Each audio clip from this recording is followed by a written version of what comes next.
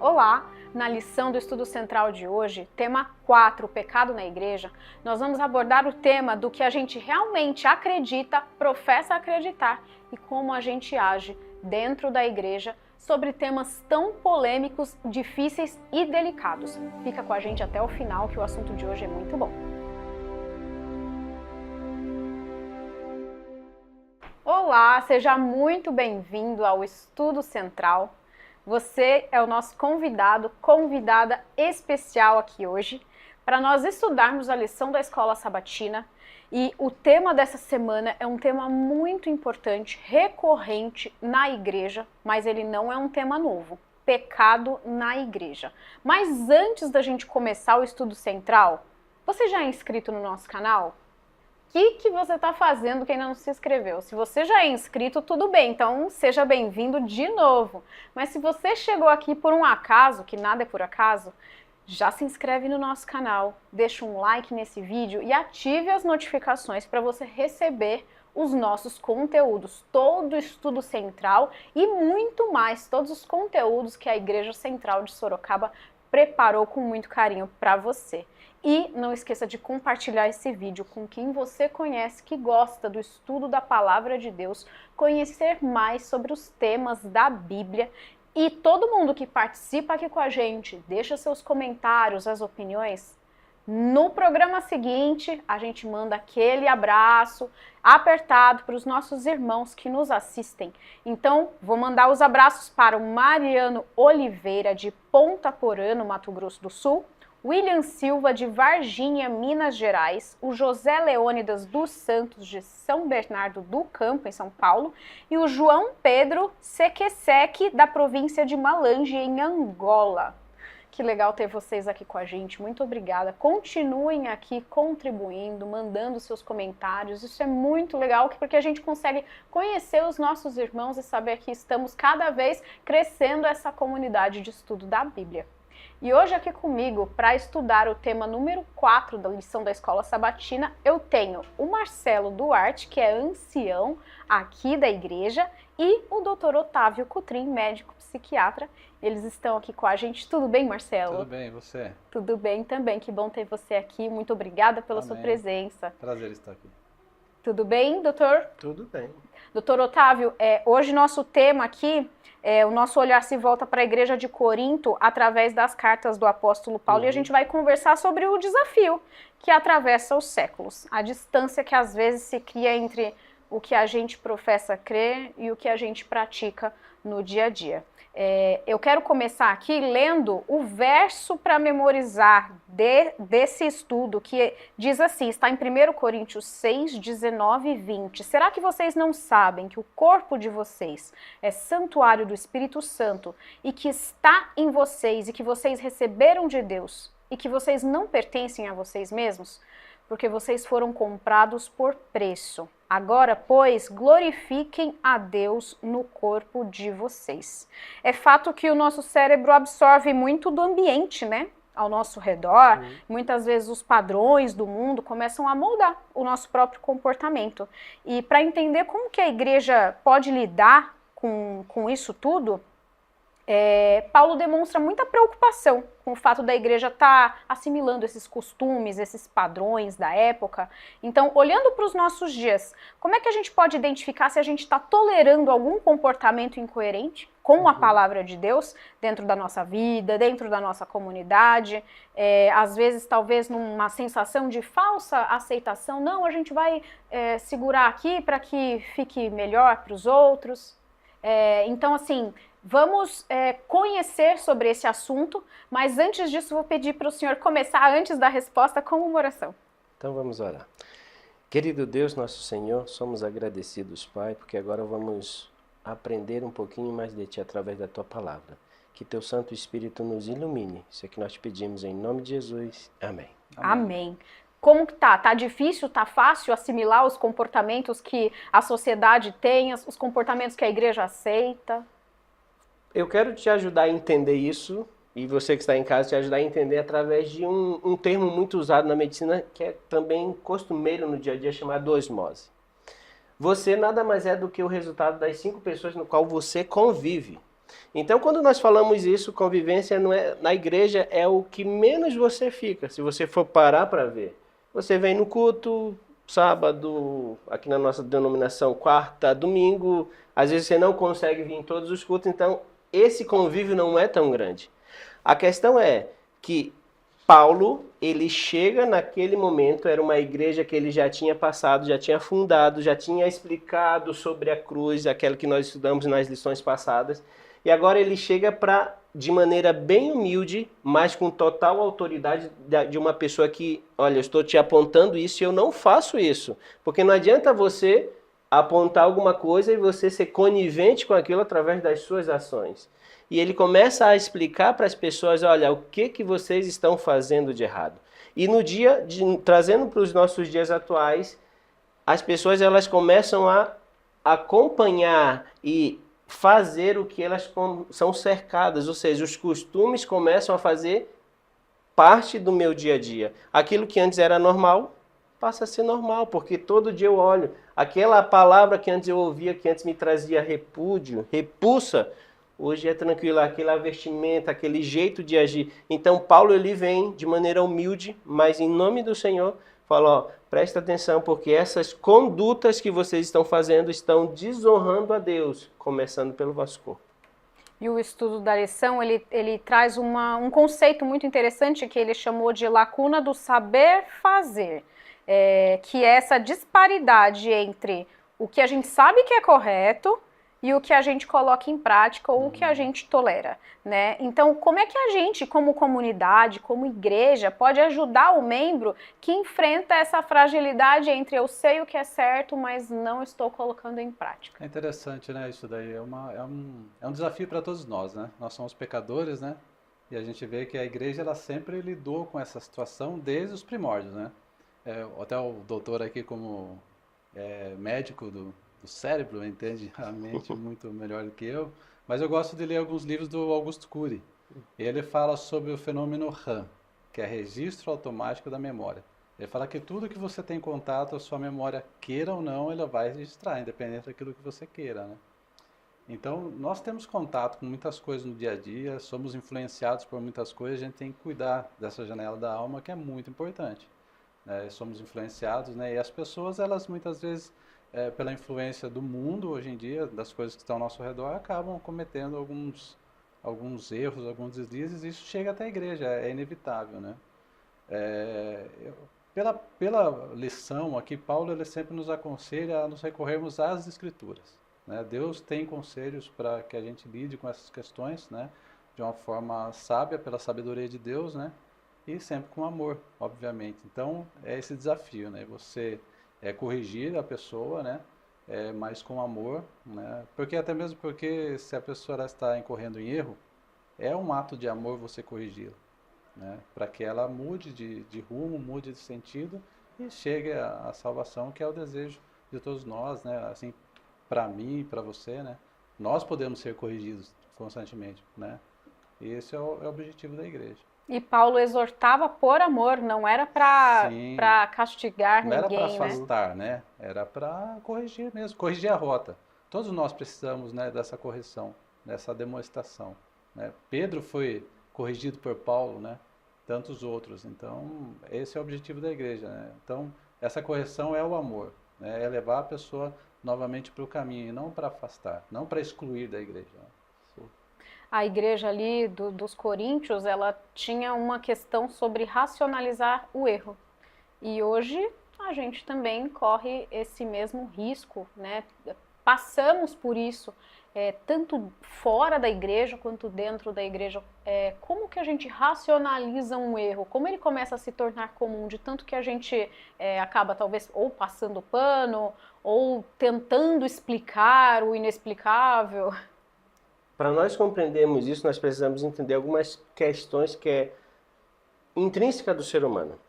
Hoje, o que todo mundo quer, se você parar para perguntar, todo mundo quer ser feliz. Não existe ninguém que em sã consciência vai dizer, não, eu não quero ser feliz. Todo mundo quer ser feliz. E existem algumas práticas, umas mais do que as outras, que me geram felicidade instantânea. Nós falamos isso, que é uma liberação de um neurotransmissor chamado dopamina.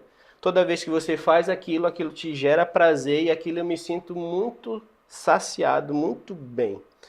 A questão é que essas situações, levando em consideração uma estrutura anatômica no cérebro chamada amígdala cerebelar, ela faz com que o indivíduo ele pegue um costume que não é dele, a princípio é algo que para ele é diferente, e ao fazer aquilo liberando esse neurotransmissor, essa dopamina, faz com que o cérebro pense, poxa, isso me traz prazer, me traz satisfação. E aquilo se torna um costume. E um costume vai levando, quando é bom ou ruim, isso gera um vício, uma tendência do ser humano. E esse ser humano ele vai repetindo aquilo de maneira tão frequente, que cada vez ele precisa aumentar mais essa dose. E aí nós podemos levar diversas situações que isso acontece. Trazendo para esses nossos momentos e levando em consideração o tempo em que Paulo estava, assim acontecia com aquele povo. Eles estavam cometendo situações em que ia contra aquilo que eles foram ensinados, mas permaneciam na igreja, mesmo fazendo coisas que não agradavam a Deus, e eles sabiam disso. E isso é que corre hoje conosco. A lição, ela cita um exemplo aqui, né, na lição de domingo, de um indivíduo que tinha relação com a mulher do próprio pai, com a madrasta, né? E diz que, lógico, né, esse é um tipo de ato que não era tolerado entre os gentios e estava sendo tolerado dentro da igreja, né? Então Paulo ele fica abismado e fala, ó, vocês deveriam ter corrigido esse indivíduo, né? E não lidaram com essa situação da forma como deveriam, né? E essas são questões que podem acontecer nos dias de hoje, né? Muitas vezes você é obrigado a tocar em feridas, né? De algumas coisas que acontecem, né? E que muitas vezes vão magoar, vão entristecer a pessoa que está passando por uma situação dessa, né? Então, a igreja precisa de muita sabedoria para saber como lidar com certas questões. Mas aqui parece que eles estavam se orgulhando, né? De não ter, de ter mantido essa pessoa ali dentro da igreja cometendo esses atos. Então, muitas vezes as pessoas podem pensar assim, ah não, por amor, né? Então a gente deve tolerar, ter paciência. Então, a gente precisa recorrer às escrituras. A Bíblia ela tem conselhos e nos diz como lidar com as situações. Porque muitas vezes você fala assim, ah, você é conivente por amor, para ter paciência, né? Porque senão a pessoa pode se magoar e sair da igreja. Mas ao mesmo tempo, será que é certo, por exemplo, você fazer vista grossa, né? Tapar o sol com a peneira e deixar as coisas fluir? Então, será que é assim que Deus quer que a igreja de Deus seja aqui na Terra, né? Então, Paulo diz que não, né? Que é necessário muitas vezes você tocar em situações que são bem delicadas, né? Mas Deus dá a sabedoria para que a gente possa lidar com essas situações, né? E oração sempre, né? Para que Deus abençoe, para que essas pessoas entendam, né? E a gente pode passar por isso, nós somos pecadores, a gente nunca sabe, né, quando a gente pode cometer um erro, né? Então, entender que esses conselhos, eles vêm de Deus, né? É a linha tênue entre amor e conivência, né? E entender que nós todos somos passíveis de erro. E como Paulo exortava ali, a gente chegou realmente, Marcelo, nesse ponto aqui da lição, onde ele chama a igreja a tomar medidas firmes, decisivas. O texto bíblico indica ali de forma muito clara que o propósito final de qualquer zelo ou disciplina interna nunca é uma punição por simples punição.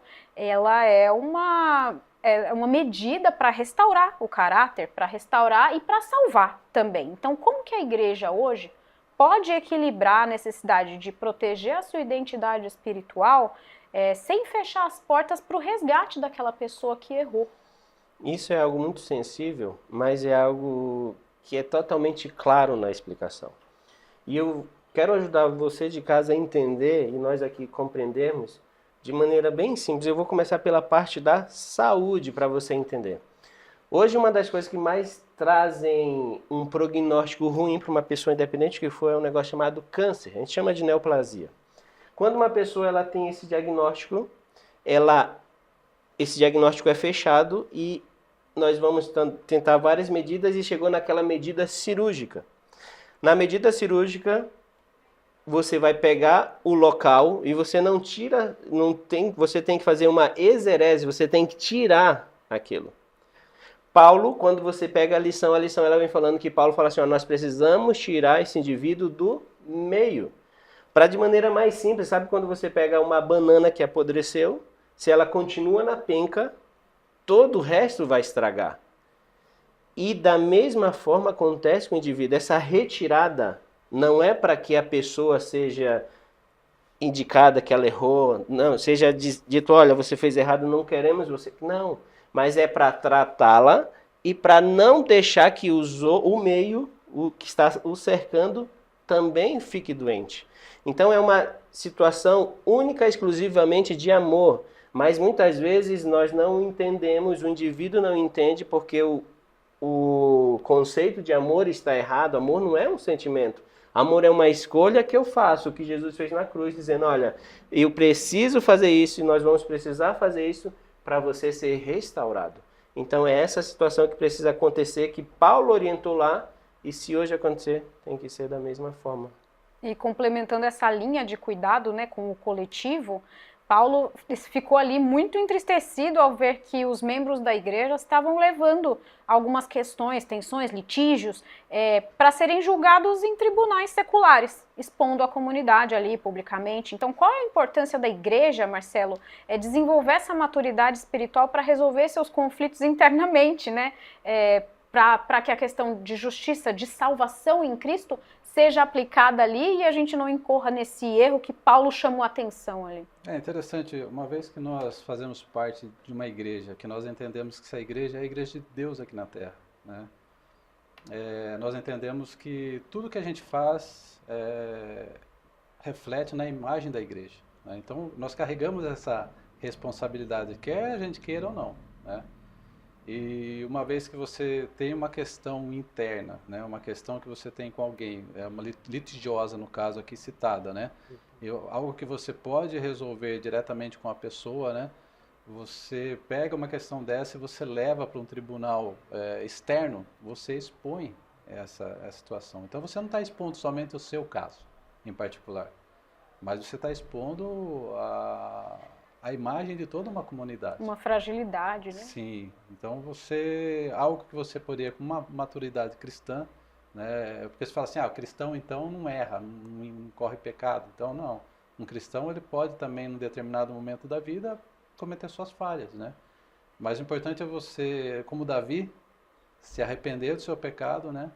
E pedir perdão a Deus e procurar resolver essa questão internamente, né? Davi, por exemplo, ele teve essa situação, um escândalo terrível, né? Mas ele procurou Deus e procurou resolver essa questão com Deus, né? Ou sofreu toda a consequência, né? Mas é uma situação que nós cristãos deveríamos pelo menos resolver internamente. Marcelo, você citou o caso de Davi, que é muito simbólico aqui nesse assunto da lição, e o verso-chave diz que o nosso corpo é o templo do Espírito Santo e a gente foi comprado por alto preço. Então, nessa cultura que a gente vive, desse apelo por imediatismo, por gratificação, como você mesmo falou, a pessoa busca o que dá prazer, o que aumenta a dopamina e ela precisa cada vez mais. Como que a gente pode cuidar do templo de Deus para que ele realmente isso seja um antídoto para a gente manter nossa fidelidade, nossa integridade em tempos tão difíceis onde a janela da alma, né, tá exposta a tudo de ruim que tem? Eu acredito que o problema ele começa primeiro por um motivo. Quando você pega Oséias no capítulo 4, versículo 6, diz assim, meu povo perece por falta de conhecimento. E eu vou te ajudar a entender, e você que está em casa também, você entender de uma maneira muito simples. Sabe quando você pega uma cebola, a cebola, ela para ser cebola, ela tem que estar todas as camadas reunidas. Isso torna uma cebola, senão é só camadas de cebola. E isso é tão interessante você entender, porque quando você vem, por exemplo, na nossa congregação, chega no culto de quarta, que é um culto de oração, a pessoa ela chega muitas vezes e fala assim, eu queria fazer um pedido pela minha vida espiritual. Como se a vida espiritual fosse separada da vida social, separada da vida física, mas é tudo a mesma coisa. Se um sofre, o outro sofre, é só uma vida, não existem diversas vidas.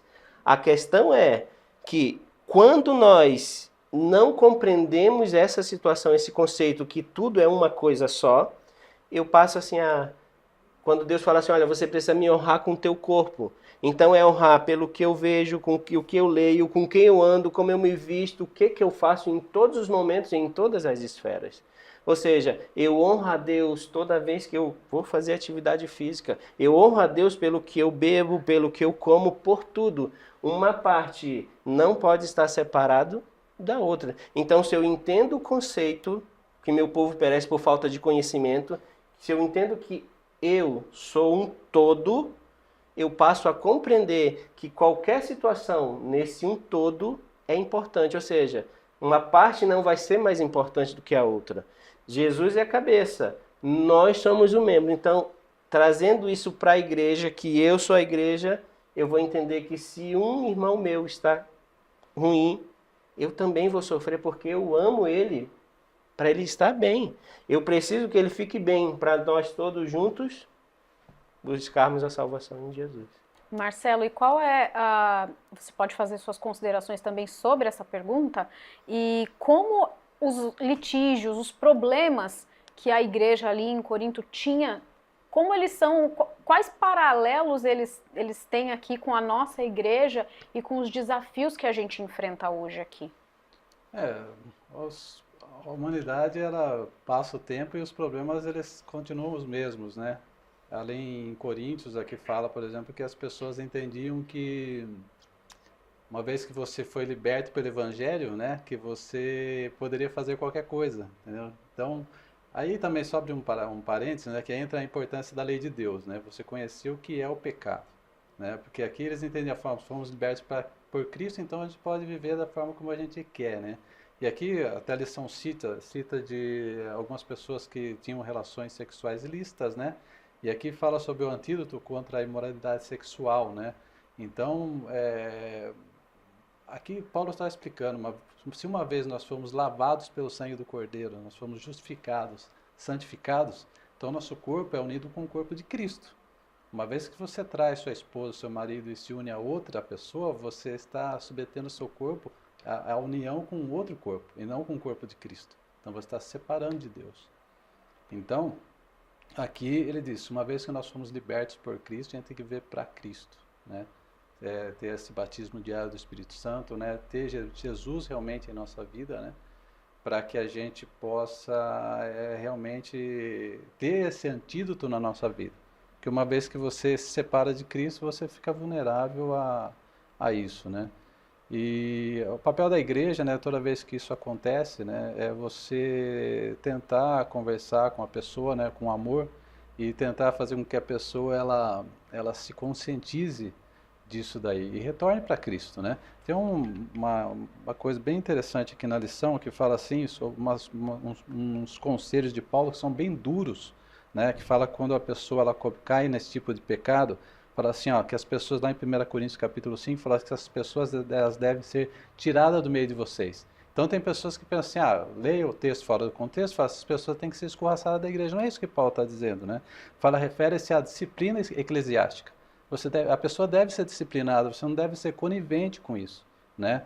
E depois ele diz aqui também que tal seja entregue a Satanás. Olha só cada palavra duras, né? Então as pessoas falam, essa pessoa não tem jeito não, tem que ser entregue a Satanás. E não é isso.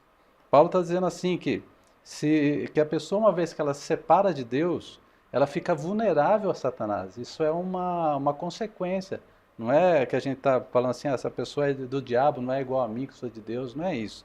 Fala assim, e diz assim, olha só, outro conselho bem duro, que se não entendido pode ser tido como um conselho errado, vamos dizer assim, fala para que a gente não deve se associar com essas pessoas, que não deve ao menos comer com essa pessoa. O que ele está dizendo aqui? Que se uma pessoa resolve realmente abandonar os caminhos de Deus e que ela declaradamente ela não quer nada, ela está, por exemplo, buscando outros caminhos, porque nessa época aqui, você comer com as pessoas significava assim uma intimidade muito grande. Então, tipo assim, se a pessoa ela escolheu o caminho dela, não é bom que você fique assim sendo influenciado por ela, porque também você pode ser influenciado e acabar abandonando a fé. E por último, fala assim, a fim de que o espírito seja salvo, né? Ou seja, tudo isso, né, a pessoa seja disciplinada, que a pessoa seja aconselhada para que ela seja salva, né? todas essas frases de Paulo tiradas fora do contexto, dá a impressão que a igreja é uma igreja, né, ruim, de punição, né, que seja entregue a Satanás, que não se associe com ela, não converse com ela, tipo, a abandone. Não é isso. A igreja sempre tem um papel de, com amor, disciplinar, conversar, mas para direcionar a pessoa aos caminhos de Deus sempre. Exatamente. E a salvação. E olhando para os desafios, né, para a história da igreja ali em Corinto, a gente percebe que a nossa comunidade de fé, ela é um organismo vivo. Como você citou, é um corpo, né? Não tem como um corpo, a cabeça ficar sem o braço, sem o pé, sem a perna. E o texto bíblico mostra que o zelo pela verdade, o amor que restaura, eles andam de mãos dadas. Zelo e amor. E que essa verdadeira transformação começa de dentro para fora. Então, vamos encerrar aqui. Gostaria que tanto você, doutor Otávio, quanto o Marcelo, fizessem as considerações sobre o que essa lição realmente nos ensina para que a prática dentro da igreja com os nossos irmãos seja feita como Paulo realmente tinha explicado para Corinto, e isso se aplica hoje para nós. Tá. Eu quero falar para você de casa, se tem de várias lições que essa lição ela nos traz, acho que existe uma que é de suma importância. Quando Deus ele vem falando para mim e para você, olha, pecado é pecado, simples, mas todo pecado ele foi pago na cruz. E isso tem que trazer uma esperança para mim e para você, de que mesmo eu tendo ido longe demais, eu preciso me voltar a Deus, buscar na palavra, que são todos os seus preceitos, e lembrar que sempre tem como renovar-se.